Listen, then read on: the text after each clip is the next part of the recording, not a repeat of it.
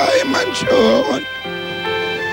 Emosyonal si Lola ni Dora nang kailangan na nilang umalis sa mansyon. Pinapaalis na kasi sila ng lola ni Alden na si Doña Baba. Pero kahit malungkot ang maglolola, hindi pa rin nawala ang kanilang pagiging kwela. Mag-empake na tayo. Ay, umalis ka na dyan. Ay, nako. Sinusukat ko lang.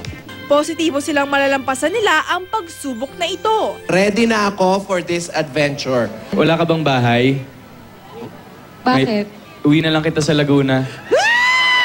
Si Alden hindi sanay na makitang malungkot si Yaya Dab. Kaya todo effort siya para mapasmile ito. Knock, knock! Who's there? Taiwan. Taiwan who? Mahal kita, hindi ito bola. Sumagot ka naman, wag lang. Taiwan. Napasmile naman si Yaya nang mang-asar si Dabber Cats Joey. Knock, knock. Who's there, Tito Jo? Kahon. Kahon who? Magkahon na ba kayo? Uy!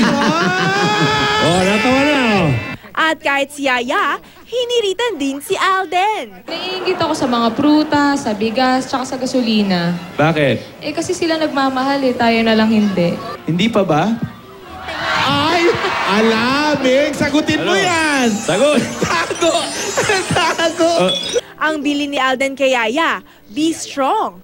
Tutulungan naman daw niya ang maglolola para makahanap ng kanilang tirahan. Alam ko mahirap.